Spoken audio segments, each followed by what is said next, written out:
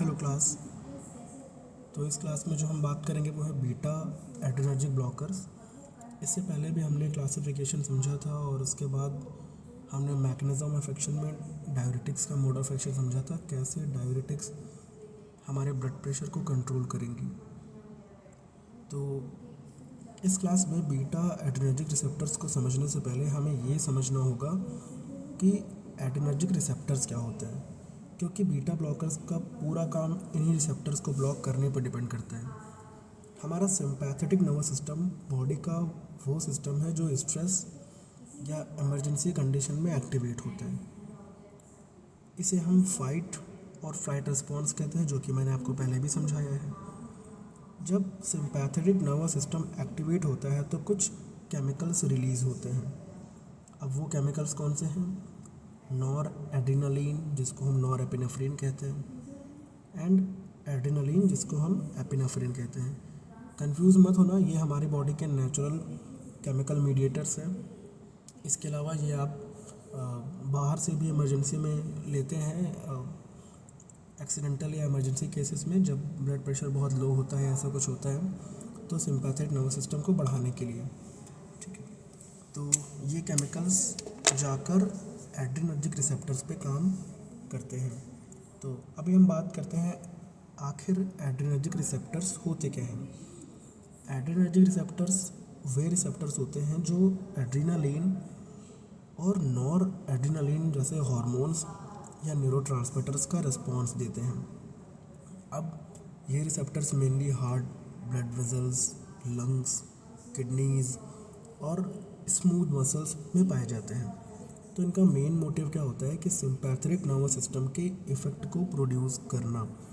तो adrenergic receptors दो main types के होते हैं, मैं आपको ये बता दे रहा हूँ यहाँ पे। ठीक है, जो भी एड्रेनर्जिक रिसेप्टर्स हैं ये दो मेन टाइप के होते हैं। इनके अभी टाइप्स कौन से हैं, जैसे कि टाइप 1 जो है ये अल्फ़ा, ठीक है, एंड टाइप बी जो है ये है बीटा।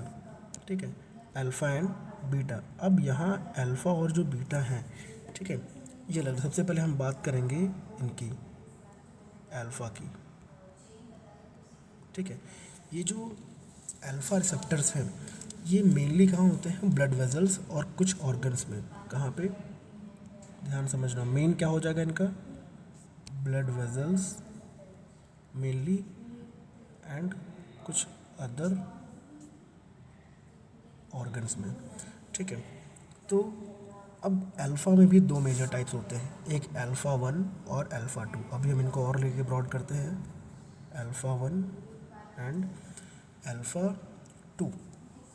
अब ये जो अल्फ़ा 1 रिसेप्टर्स हैं इनकी जो लोकेशन होती है अल्फ़ा 1 वालों की, ये होती है ब्लड वेजल। ठीक है, कहाँ पे होते हैं ये? Blood vessel. Alpha 1 blood vessels में होते हैं, स्मूथ मसल्स की। और कहाँ पे होते हैं? आँखों में। ठीक है, और कहाँ होते हैं? ये यूरिनरी स्फिंक्चर में, एक तरीके से मान लो किडनीज के लिए। ठीक है, तो अल्फ़ा 1 कहाँ पे? हमारी ब्लड वेजल में, आँखों में और यूरिनरी स्फिंक्चर। नॉर्मल फंक्शन क्या होता है कि जब भी एड्रेनलिन या नॉर एड्रेनलिन क्या करता है, ये अल्फ़ा 1 रिसेप्टर को स्टिमुलेट करता है, तो क्या होता है ब्लड वेजल्स में? क्या होगा, मान लो कि इस ब्लड वेजल में यहाँ पे अल्फ़ा 1 स्टिमुलेट हुआ। ठीक है, तो इससे क्या होगा? स्मूथ मसल्स क्या होते हैं? इसमें होता है कॉन्ट्रैक्शन। कॉन्ट्रैक्शन का मतलब क्या होता है? सिकुड़ना। ठीक है, तो ब्लड वेजल्स क्या हो जाएंगी? इस वजह से क्या हो जाएंगी? यहाँ पे ब्लड वेजल नैरो हो जाएंगी, है ना, वेजो कॉन्स्ट्रिक्शन हो जाएगा। इससे क्या होगा? पेरिफेरल रेजिस्टेंस जो है, ठीक है, ये बढ़ने लगेगा। और पेरिफेरल रेजिस्टेंस जब बढ़ेगा तो ओवरऑल हमारा ब्लड प्रेशर भी बढ़ेगा। मीन्स हमारी ये वेजल क्या हो गई? ये नैरो हो गई, सक्रिय हो गई। अब इसमें उतना वॉल्यूम नहीं बचा कि हमारा ब्लड ईजिली आगे मूव करे। ठीक है, तो इस वजह से क्या होगा? यहाँ पे चीज़ें हमारी नैरो हो जाएंगी, पेरिफेरल वेजल रेजिस्टेंस बढ़ेगा और ब्लड प्रेशर बढ़ जाएगा।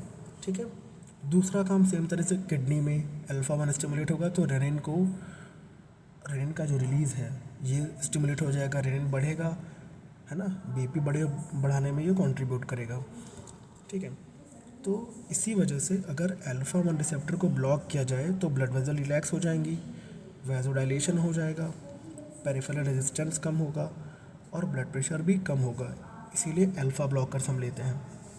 ठीक है, चलो दूसरा यहीं पे बात करें हम अल्फ़ा 2 के लिए। ठीक है, अब ये जो अल्फ़ा 2 है ये कहाँ पे होते हैं, हमारे ब्रेन में।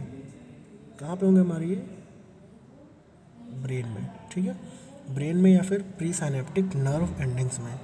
तो अल्फ़ा 2 रिसेप्टर सिंपैथेटिक एक्टिविटी को कंट्रोल करता है।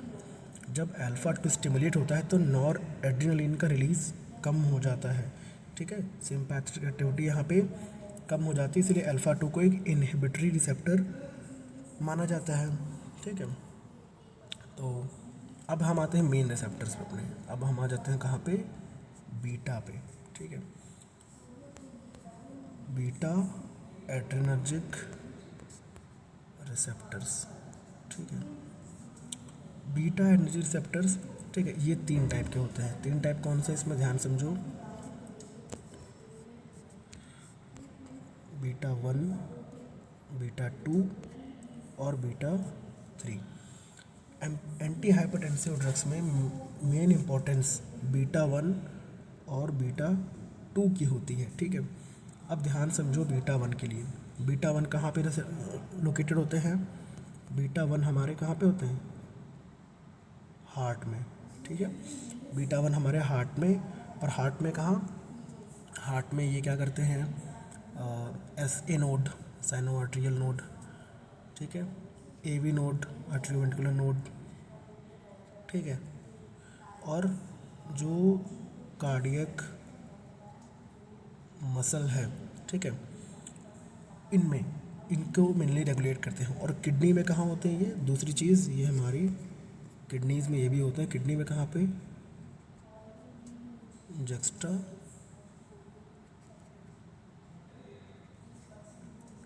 ग्लोमेरुलर सेल्स में। ठीक है, जक्स्टा ग्लोमेरुलर सेल्स में इनका काम नॉर्मल क्या होता है, जब एड्रेनलिन या नॉरएड्रेनालिन बीटा 1 रिसेप्टर्स को स्टिमुलेट करता है तो हार्ट में बीटा 1 एक्टिवेट होता है। ठीक है, इससे क्या होगा, जब भी बीटा 1 एक्टिवेट होगा तो क्या होगा, यहाँ पे हार्ट रेट इंक्रीज़ हो जाएगी। ठीक है, हार्ट रेट जब बढ़ेगी, इसको जब हार्ट रेट का बढ़ना, इसको बोलते हैं हम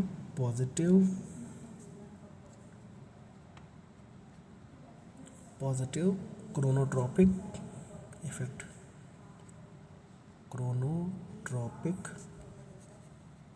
इफेक्ट। ठीक है, दूसरी चीज़ क्या होगी यहाँ पे, इसके बाद हार्ट की जो कॉन्ट्रैक्शन फोर्स बढ़ती है, कॉन्ट्रैक्शन फोर्स जो बढ़ती है इसको बोलते हैं पॉजिटिव आइनोट्रॉपिक। ठीक है, और ओवरऑल क्या होगा, यहाँ पे कार्डियक आउटपुट बढ़ेगा एंड ब्लड प्रेशर बढ़ जाता है। ठीक है, ऐसे किडनी में बीटा 1 स्टिमुलेशन से रेनिन का रिलीज़ होता है, रास सिस्टम एक्टिवेट होता है, एंजियोटेंसिन सेकंड बढ़ता है, ब्लड प्रेशर बढ़ता है, वही सारी चीज़ें हैं। ठीक है, तो दूसरा लोकेशन हमारा क्या हुआ बीटा 1 का, हार्ट के लिए। ठीक है, तीसरा जो है हमारा है, ये है बीटा 2। बीटा 2 रिसेप्टर ये जो है ये कहाँ पे होते हैं, इनका मेन साइट है, ये है लंग्स। ठीक है, ये कहाँ पे होंगे, ये मेनली हमारे लंग्स में। और लंग्स में कहाँ पे, ब्रोंकियल स्मूथ मसल्स में। ठीक है, ब्रोंकियल स्मूथ मसल्स में, ब्लड वेजल्स और यूटरस। ब्रोंकियल स्मूथ मसल्स पहला, दूसरा ब्लड वेजल्स बहुत कम मात्रा में, और तीसरा कहाँ पे, यूटरस में। ठीक है, तो नॉर्मल क्या होता है, जब बीटा 2 स्टिमुलेशन होता है तो क्या होता है, जब बीटा 2 स्टिमुलेट होगा तो यहाँ पे होता है ब्रोंको डायलेशन। क्या होगा, ब्रोंको डायलेशन। ठीक है, ब्लड वेजल्स डायलेट होती हैं, हमारा मतलब हमारे एयरवेज डायलेट होते हैं और हमारी एयर बहुत ईजिली यहाँ से मूव कर पाती है, ठीक है। बट कई बार हम बीटा ब्लॉकर देते हैं ब्लड प्रेशर को कम करने के लिए, इसलिए ये बीटा 2 रिसेप्टर को गिरा के ब्रोंको डायलेशन की बजाय ब्रोंको कॉन्स्ट्रिक्शन करवा देती है, जिससे पेशेंट सांस नहीं ले पाता है, नैरो हो जाएगा ना, उल्टा हो जाएगा। इसलिए अस्थमा वाले या सीओपीडी वाले पेशेंट्स जो होते हैं उनको हम बहुत सावधानीपूर्वक क्या करते हैं, बीटा ब्लॉकर्स उनको बहुत सावधानी से देते हैं, ठीक है। तो अगर बीटा 2 ब्लॉक हो जाए तो ब्रोंको कॉन्स्ट्रिक्शन होगा, अस्थमा पेशेंट में प्रॉब्लम हो सकती है, इसीलिए कुछ बीटा ब्लॉकर को अस्थमा पेशेंट में बहुत सावधानी से यूज़ करते हैं, ठीक है। तीसरा जो हम बहुत कम पढ़ते हैं ये बीटा 3। बीटा 3 जो है, इसकी जो लोकेशन की बात करें, ये लोकेटेड होता है हमारे फैट टिश्यूज़ में, ठीक है। फैट टिश्यू हो गया एंड यूरिनरी ब्लैडर में, ठीक है। फैट टिश्यूज़ और यूरिनरी ब्लैडर में इनका हाइपरटेंशन के ट्रीटमेंट में ज़्यादा रोल बिल्कुल नहीं है, ठीक है। अब हम वापस आते हैं, अब हम समझते हैं बीटा एड्रेनर्जिक ब्लॉकर्स क्या होते हैं, ठीक है। एक बार आप इसको पढ़ लो यहाँ से कि beta blockers act by blocking beta 1 receptors in the heart. अभी मैंने आपको बताया बीटा 1 कहाँ पे है, हमारे हार्ट में। जब ये स्टिमुलेट होते हैं तो हार्ट की आयनोट्रॉफी और क्रोनोट्रॉफी को बढ़ा के हमारा कार्डियक आउटपुट बढ़ा के ब्लड प्रेशर को बढ़ा देते हैं, ठीक है। तो यही कह रहे हैं beta blockers act by blocking beta 1 receptor in the heart resulting decrease in heart rate, ठीक है, डिक्रीज हार्ट क्रोनोट्रॉफी एंड उसकी आयनोट्रॉफी को जब कम करेंगे तो वही पॉजिटिव से नेगेटिव में आ जाएगा, ठीक है, ठीक है। तो इस वजह से रिडक्शन इन कार्डियक आउटपुट ये रिड्यूस हो जाएगा और हमारा ब्लड प्रेशर कम हो जाएगा। चलो फिर से समझते हैं इस पर यहाँ पे हम, ठीक है। ओके, देखो जब भी बीटा एड्रेनर्जिक ब्लॉकर्स, ठीक है, देते हैं, ये ऐसी ड्रग्स हैं जो क्या करती हैं, यहीं पे जो बीटा रिसेप्टर्स हैं, ठीक है, बीटा रिसेप्टर्स जो होते हैं, ठीक है, इनको क्या करती हैं, इनको करती हैं ब्लॉक, ठीक है। इनको ब्लॉक करके सिम्पैथेटिक नर्वस सिस्टम के इफ़ेक्ट्स को कम करती हैं। इन्हीं को कॉमनली हम कहते हैं क्या, बीटा ब्लॉकर्स, ठीक है। तो एग्जांपल ऑफ बीटा ब्लॉकर में जैसे कि नॉन सिलेक्टिव बीटा ब्लॉकर हमने लिया, ठीक है। नॉन सिलेक्टिव का मतलब उसने सिलेक्ट नहीं किया कि बीटा 1 पे काम करना है या फिर बीटा 2 पे, तो इस वजह से वो ओवरऑल इन दोनों पे अपना एक्शन दे देती है, ठीक है। जैसे कि नॉन सिलेक्टिव जो बीटा 1 बीटा 2 दोनों को ब्लॉक करे, ड्रग कौन सी है, ड्रग का नाम है प्रोपैनोलोल, ठीक है। एटिनोलॉल, मेटोप्रोलोल, प्रोपेनोलोल ये हमारी बीटा ब्लॉकर्स में आती हैं, बट जो बीटा 1 और बीटा 2 दोनों पे एक्ट करे ये है प्रोपेनोलोल। तो आप इसे समझ लीजिए, प्रोपेनोलोल को हम अस्थमा वाले पेशेंट में नहीं देंगे क्योंकि ये बीटा 2 को ब्लॉक करेगा, बीटा 2 को ब्लॉक करेगा तो उनको क्या होगा, ब्रोंको कॉन्स्ट्रिक्शन होगा, जिससे ऑलरेडी पहले ही वो ब्रोंको कॉन्स्ट्रिक्शन से गुजर रहे थे, अब और हो जाएगा तो सांस लेने में और प्रॉब्लम होगी, ठीक है। लेकिन नॉन सिलेक्टिव अगर हम सिलेक्टिव बीटा 1 बोलते हैं, ठीक है, ऐसी ड्रग्स जो बीटा 1 पे ही काम करें, ठीक है, जो कार्डियो सिलेक्टिव हों, जो हमारे हार्ट पे ही काम करें, ठीक है, उसमें क्या आएगी, एटिनोलॉल, ठीक है, मेटोप्रोलोल और बाइसोप्रोलोल, बहुत सारी ड्रग्स हैं ये काम करेंगी। चलो अब हम इनका मैकेनिज़्म समझते हैं, ठीक है। अब हम समझते हैं बीटा ब्लॉकर कैसे काम करेंगी। इतना जो मैंने आपको एड्रेनर्जिक रिसेप्टर समझाया है, यहीं से शायद आप समझ गए होंगे कि हमारी ये ड्रग्स कैसे काम करेंगी। सबसे पहले आते हैं beta blocker in the heart. चलो हम यहाँ से एक लाइन सीधी हम खींचते हैं एंड हम उठाते हैं अपनी ड्रग, कोई सी भी ड्रग ले लो आप, एटिनोलॉल ले लो, प्रोपेनोलॉल ले लो, जो भी ले लो, ठीक है। बीटा रिसेप्टर, बीटा 1 रिसेप्टर को चलो ब्लॉक करते हैं। सबसे पहले हम हार्ट के बेसिस पे काम करेंगे। हम हार्ट में हमारी बीटा 1 रिसेप्टर्स होते हैं जो हार्ट की आयनोट्रॉफी और क्रोनोट्रॉफी को घटाते हैं।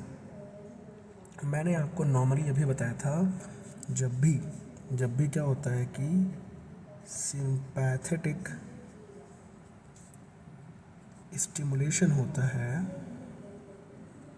तो क्या हो रहा था, बीटा 1 एक्टिवेट हो रहे थे, ठीक है। उसकी वजह से क्या हो रहा था, हार्ट रेट इंक्रीज़ हो रही थी। उसकी वजह से क्या हो रहा था, कार्डियक आउटपुट बढ़ रहा था, और फिर क्या हो रहा था, ब्लड प्रेशर भी इंक्रीज़ हो रहा था। लेकिन बीटा ब्लॉकर्स क्या करेंगे हमारी, अब हम आते हैं बीटा ब्लॉकर। बीटा ब्लॉकर्स क्या करेंगे, बीटा रिसेप्टर्स को ब्लॉक कर देंगे। जैसे कि ये जो आप देख रहे हो, ठीक है, यहाँ पे क्या करेंगे, इसको ब्लॉक कर देंगे, इसको, ठीक है, इसको ब्लॉक कर देंगी। अब इससे क्या होगा, हार्ट रेट जो बढ़ रही थी ये बढ़ने के बजाय क्या हो जाएगी, कम हो जाएगी, ठीक है। कार्डियक आउटपुट बढ़ने के बजाय क्या हो जाएगा, यहाँ पे ये भी कम हो जाएगा, ठीक है। और क्या होगा, यहाँ पे ब्लड प्रेशर भी हमारा क्या हो जाएगा, यहाँ पे फोर्स ऑफ कॉन्ट्रैक्शन कम होगी, कार्डियक आउटपुट कम होगा, और ब्लड प्रेशर भी हमारा ओवरऑल यहाँ पे कम हो जाएगा, ठीक है। तो इस तरीके से हमारा काम करता है हार्ट पे। बीटा 1 किडनी में अगर ब्लॉक होगा तो बीटा 1 स्टिमुलेशन कम होगा, इससे क्या होगा, रेनिन का इंक्रीज़ बढ़ जाएगा। नॉर्मली क्या होता है, बीटा 1 जब स्टिमुलेट होता है तो रेनिन का इंक्रीज़ बढ़ता था, रेनिन का सिक्रेशन, एंजियोटेंसिन सेकंड बनता था, सारी चीज़ें होती थी।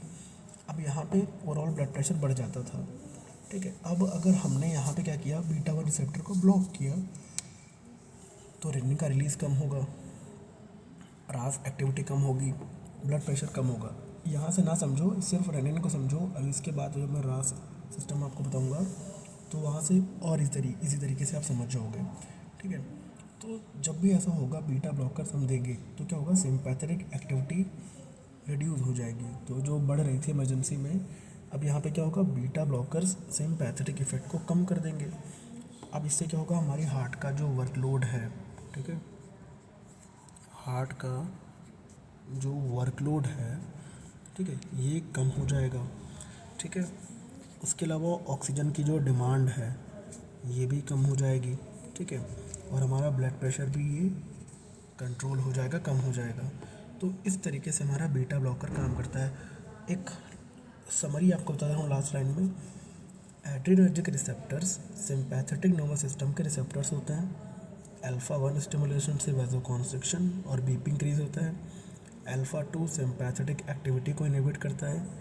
बीटा 1 हमारे हार्ट और किडनी में पाया जाता है, जहाँ हार्ट रेट, कॉन्ट्रैक्शन और रेनिन का रिलीज़ बढ़ता है, जबकि बीटा 2 हमारे लंग्स और ब्लड वेजल्स को रिलैक्स करवाता है। And beta blockers mainly beta 1 receptors को ब्लॉक करके कार्डियक आउटपुट और रास एक्टिविटी को कम करते हैं, जिससे ब्लड प्रेशर कम हो जाता है। ये ओवरऑल हमारी फार्माकोलॉजी के साथ साथ पैथोफिजियोलॉजी भी मैंने आपको बताई कि हमारे बीटा रिसेप्टर्स क्या होते हैं और ये कैसे काम करेंगे, ठीक है। ऐसे यहाँ पे जो नेक्स्ट है ये है अल्फ़ा एड्रेनर्जिक ब्लॉकर्स।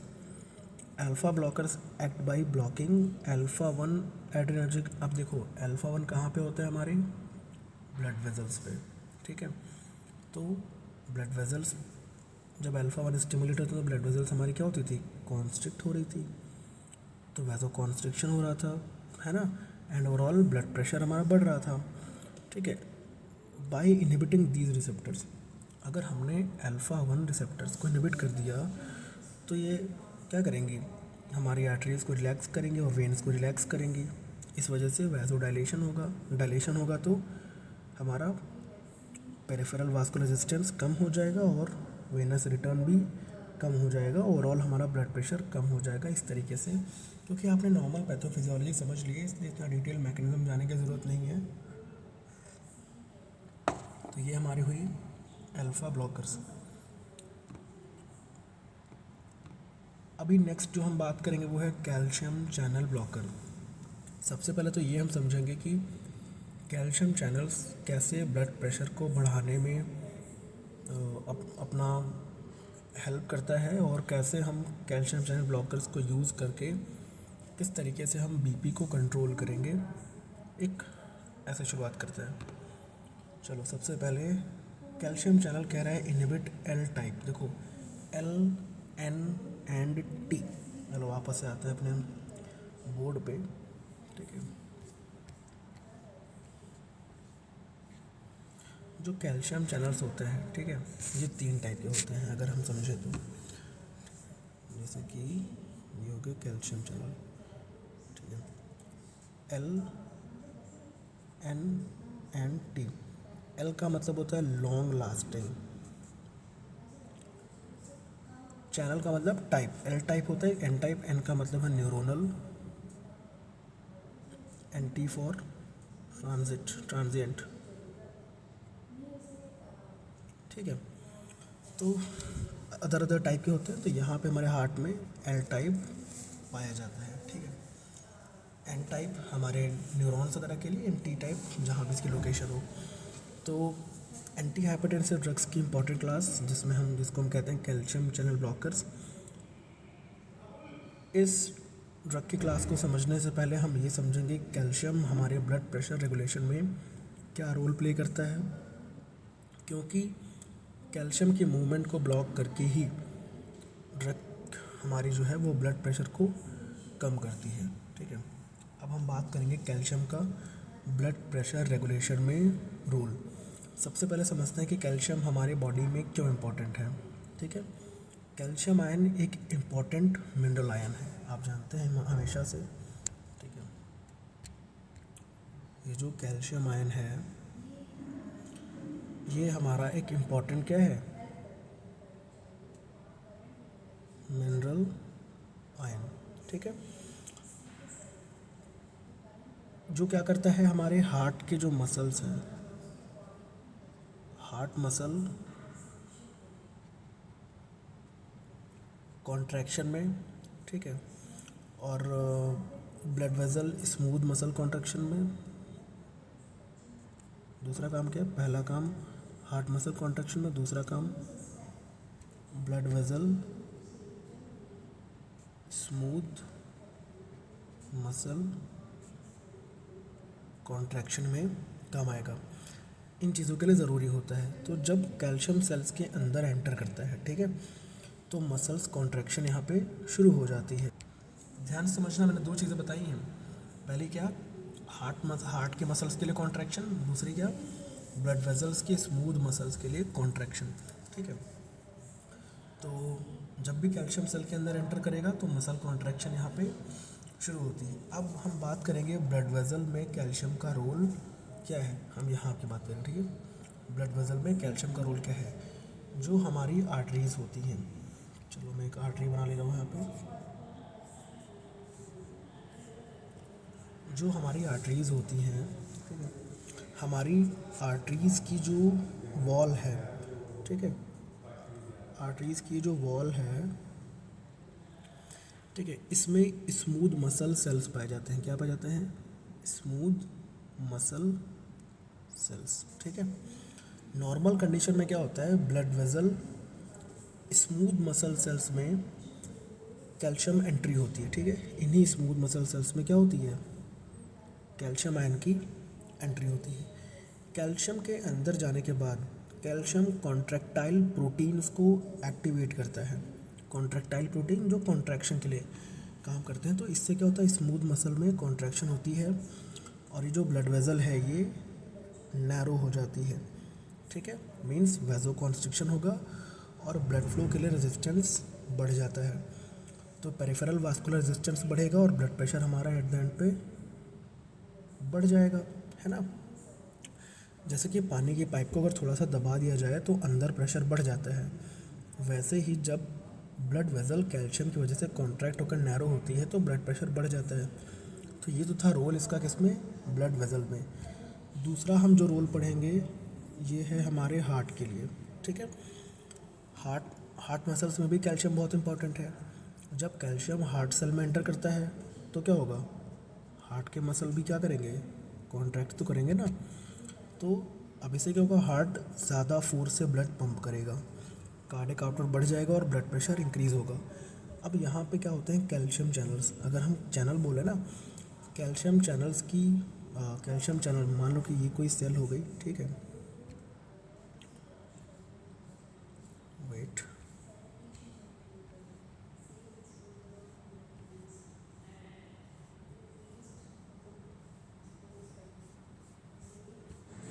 ठीक है। मान लेते हैं ये कोई मेम्ब्रेन हो गई, ठीक है, सपोज दैट ये कोई मेम्ब्रेन हो गई।